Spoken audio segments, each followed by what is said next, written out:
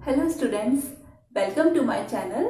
मैं हूं डॉक्टर नीरू चौधरी और हम पढ़ रहे हैं स्टीरियोकेमिस्ट्री, जिसके अंदर आज जो हमारा टॉपिक है वो है ऑप्टिकल प्योरिटी, या हम उसको एक और नाम से जानते हैं एनेंशियोमेरिक एक्सिस। ठीक है, तो सबसे पहले तो ये जो हम पढ़ रहे हैं इसका मोटिव क्या है। सबसे इंपॉर्टेंट पॉइंट जो आपके माइंड में आना चाहिए वो ये है कि इससे हम क्या पता लगा सकते हैं कि किसी भी मिक्सचर के अंदर कितना एनेंशियोमर जो है वो प्रेजेंट है। सबसे पहले तो आप ये लिखिए, डिटरमाइन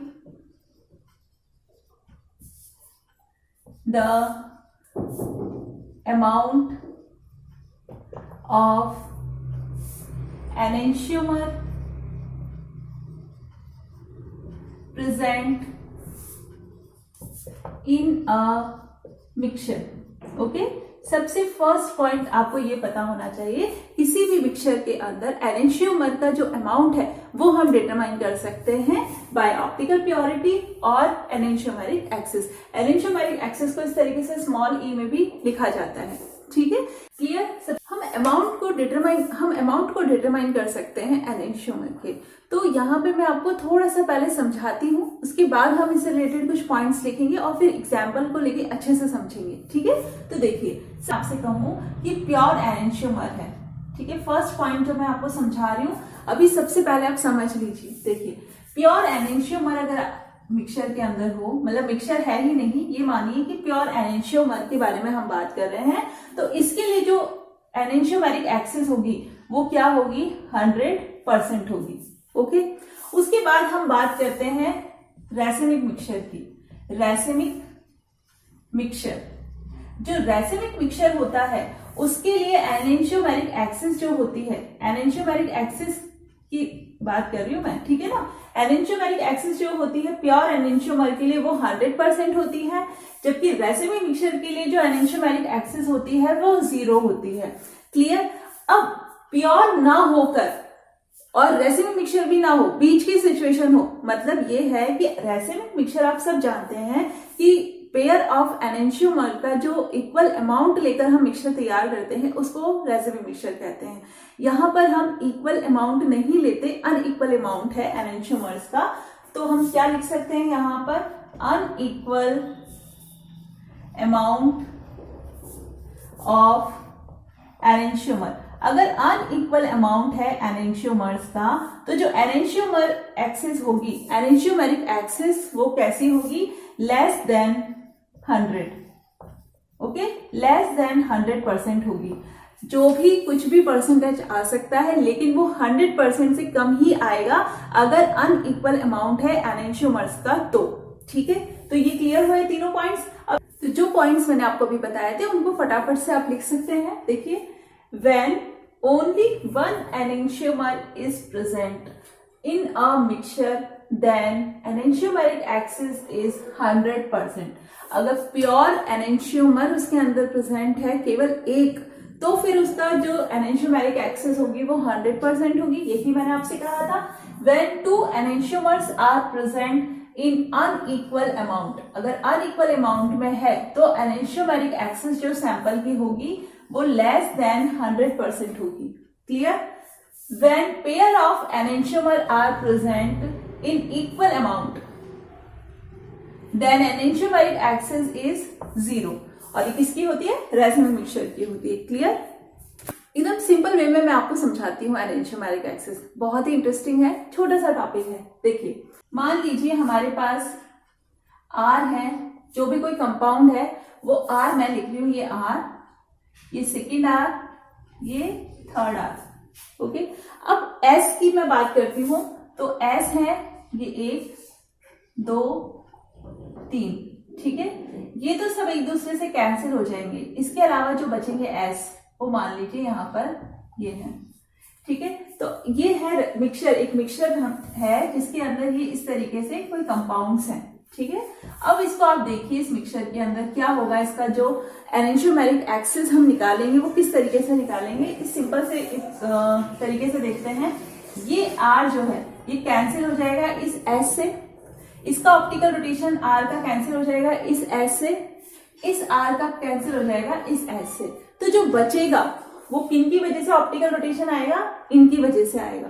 ठीक है। तो जिनकी वजह से ऑप्टिकल रोटेशन आएगा वो कितना है, उसी को तो हम एनेंशियोमेरिक एक्सिस कह रहे हैं, ठीक है। तो अब यहाँ देखिए कि जो R था वो कितना था, अगर हम ये टोटल है कितने 10, ये होगा टोटल, तो इनमें से 3 जो है वो R है, तो हम कह सकते हैं 30% तो इसमें क्या थे, R थे, 30% इसमें क्या है, S है, ओके। जिनसे रैसेमिक मिक्सचर बना है वो तो 30% ये दोनों हो गए, जिनसे क्या है, ये रैसेमिक मिक्सचर है। अब जो ऑप्टिकल प्योर जो कंपाउंड है वो कितना है, यहाँ पर ये 4 है, तो हम कह सकते हैं 40% यहाँ पर क्या है, प्योर एस है। आ रही बात समझ में? तो ये जो 40% प्योर एस है यही क्या है, एनेंशियोमेरिक एक्सिस है, जिसकी वजह से ऑप्टिकल रोटेशन मिलता है मिक्सचर के अंदर, या हम कहें ऑप्टिकल प्योरिटी, जो एक वर्ड है ना प्योरिटी, वो किसकी वजह से, वो कौन सा एनेंशियोमर है जिसकी वजह से वो प्योरिटी हमें मिली है ऑप्टिकल रोटेशन की, तो वो ही अमाउंट बताया जाता है एनेंशियोमेरिक एक्सिस या ऑप्टिकल प्योरिटी के थ्रू। तो यहाँ पर 40% प्योर एस जो है वही क्या होगा, एनेंशियोमेरिक एक्सिस होगी। क्लियर? तो यहाँ पर अगर आपसे पूछा जाए टोटल एस बताइए, तो आप बता सकते हैं 40 प्लस 30 कितना हो जाएगा, 40 प्लस 30 हो जाएगा 70%, इसके अंदर क्या है, एस है।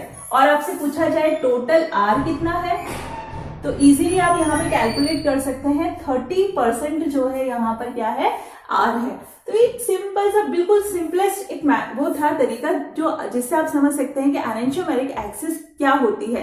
एनेंशियोमेरिक एक्सिस किसी भी मिक्सचर के अंदर वो अमाउंट होता है जिसकी वजह से उस मिक्सचर में ऑप्टिकल एक्टिविटी शो हो रही है या ऑप्टिकल रोटेशन शो हो रहा है, ठीक है। एग्जाम्पल मैंने आपके सामने लिखा है S प्लस 2 ब्रोमोब्यूटेन। यहाँ पर जो प्लस लिखा हुआ है इसका मतलब ये है कि जो इसका ऑप्टिकल रोटेशन होगा वो क्लॉकवाइज डायरेक्शन में होगा, और इसके अंदर जो पैरेलल कार्बन है उसका जो कॉन्फ़िगरेशन होगा वो S है, ठीक है। तो इसके लिए जो अल्फा है, स्पेसिफिक रोटेशन की वैल्यू है, वो कितनी आती है, प्लस 23.1 डिग्री। तो अब अगर हम बात कर रहे हैं S के लिए इतनी है, तो R के लिए कितनी होगी, माइनस 23.1 डिग्री। अब अगर प्योर एनेंशियोमर के लिए, एनेंशियोमेरिक एक्सिस की अगर हम बात करेंगे तो इसके लिए वैल्यू आएगी 100%, ठीक है।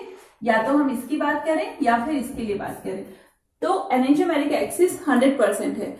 अब अगर इसके अंदर हम इस सॉल्यूशन के अंदर, ठीक है, S जो हमारा प्योर एनेंशियोमर है इसके अंदर हमने मिक्स करा R, इक्वल क्वांटिटी होने पर रैसेमिक मिक्सचर अगर होता, ये इक्वल अगर हम लेते इक्वल, तब तो रैसेमिक मिक्सचर बनता, और रैसेमिक मिक्सचर अगर बनता तो उसके लिए एनेंशियोमेरिक एक्सिस की वैल्यू आती 0।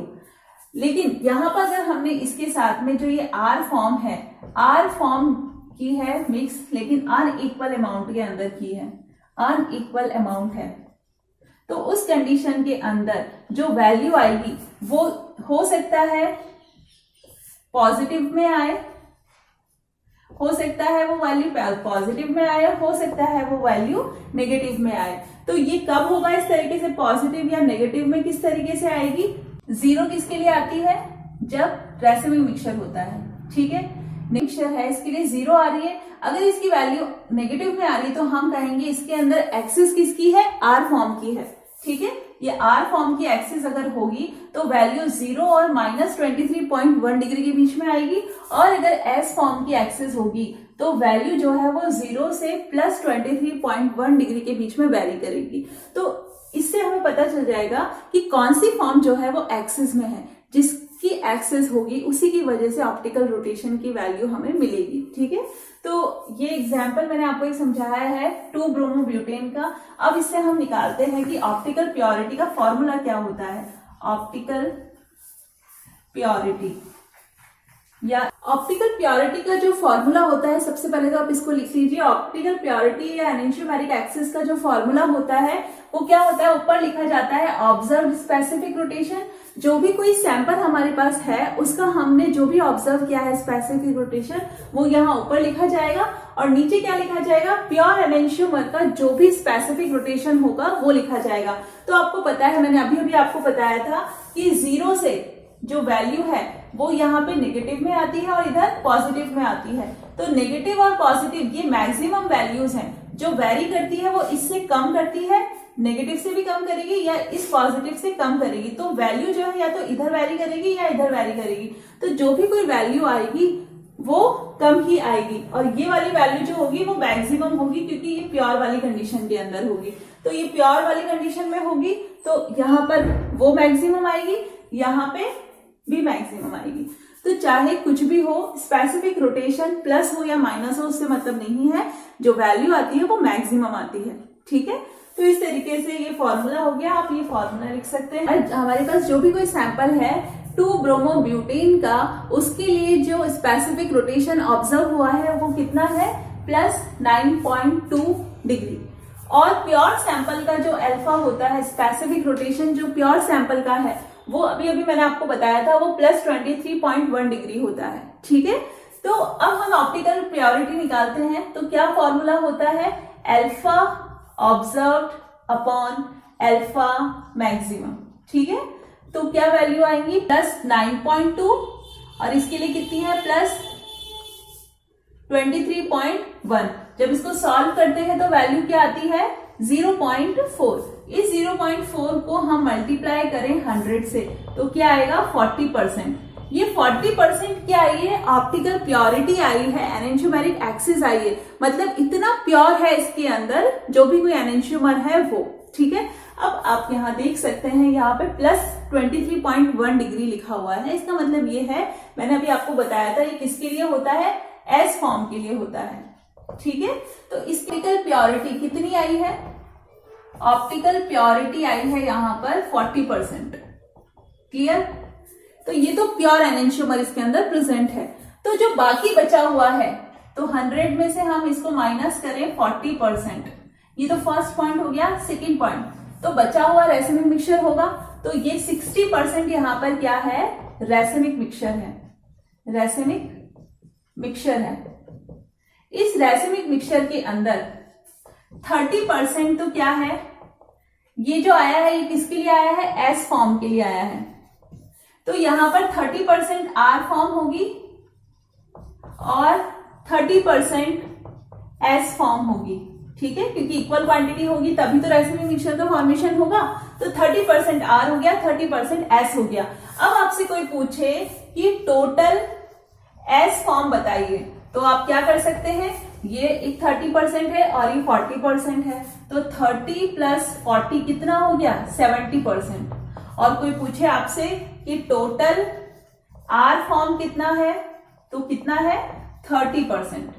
क्लियर, तो यहां पर इस तरीके से हम ऑप्टिकल प्योरिटी अगर हमें पता चल जाती है तो हम आर बता सकते हैं, एस बता सकते हैं और इस तरीके से परसेंटेज निकाल सकते हैं। ठीक है, एनेंशियोमेरिक एक्सिस का परसेंटेज हम यहाँ पे निकाल सकते हैं। इससे रिलेटेड कुछ फॉर्मूलेज और भी होते हैं, जैसे अगर मोल में दिया हुआ है या ग्राम में दिया हुआ है तो भी हम एनेंशियोमेरिक एक्सिस को निकाल सकते हैं। ठीक है, देखिए एनेंशियोमेरिक एक्सिस जो है वो इस तरीके से, ये फॉर्मूला तो मैं आपको बता चुकी हूँ। जो भी ऑब्जर्व हम करेंगे सैंपल का स्पेसिफिक रोटेशन, या तो आपको स्पेसिफिक रोटेशन दिया हुआ होगा या मोल दिया हुआ होगा या ग्राम में दिया हुआ होगा। ठीक है, अगर स्पेसिफिक रोटेशन में दिया हुआ है वैल्यू तो आप ये ऑब्जर्व सैंपल का लिखेंगे स्पेसिफिक रोटेशन, फिर प्योर एनेंशियोमेरिक फॉर्म का लिखेंगे, देन 100 से मल्टीप्लाई करेंगे तो एनेंशियोमेरिक एक्सिस का परसेंटेज हमें मिल जाएगा। ठीक है, इसके अलावा हो सकता है मोल में दे दे, तो हम जिस भी एक एनेंशियोमर का मोल दिया है उसमें से माइनस करेंगे दूसरे एनेंशियोमर का मोल और टोटल मोल नीचे लिखेंगे और इस तरीके से 100 से मल्टीप्लाई करेंगे तो भी एनेंशियोमेरिक एक्सिस को हम फाइंड आउट कर सकते हैं। यहाँ पर इस तरीके से आर हो सकता है, आर मोल में दिया हो या फिर ग्राम में दिया हो, तो आर माइनस एस करके टोटल लिखेंगे और फिर 100 करके हम एनेंशियोमेरिक एक्सिस को फाइंड आउट कर सकते हैं। ठीक है, उसके अलावा एक और फॉर्मूला है, तो ये एक थर्ड फॉर्मूला और है, कॉम्पिटिटिव एग्जाम्स के अंदर नेट वेट में पूछा जाता है, परसेंटेज ऑफ मेजर कंपोनेंट। जो हमारे आर और एस हैं उनमें से मेजर कंपोनेंट क्या है, तो उसके लिए एनेंशियोमेरिक एक्सिस दे रखी होगी या फिर हम उसको फाइंड आउट करने के लिए डाटा दिए हुए होंगे, तो वो यहाँ पुट करेंगे +100/2, तो उससे हमें मेजर कंपोनेंट का परसेंटेज पता चल जाएगा। या फिर हमें माइनर का निकालना है तो माइनर के लिए क्या कर सकते हैं, 100 माइनस एनेंशियोमेरिक एक्सिस अपॉन 2। तो इस तरीके से फॉर्मूलेज हैं जिनसे हम एनेंशियोमेरिक एक्सिस को फाइंड आउट कर सकते हैं। तो आज की क्लास में मैंने आपको ये समझाया कि एनेंशियोमेरिक एक्सिस होती क्या है, किस तरीके से हम एनेंशियोमेरिक एक्सिस के लिए परसेंटेज निकाल सकते हैं और क्या क्या फॉर्मूलेज पॉसिबल हैं। सो आप लोगों को ये समझ में आया होगा एनेंशियोमेरिक एक्सिस क्या होती है। Okay, thank you.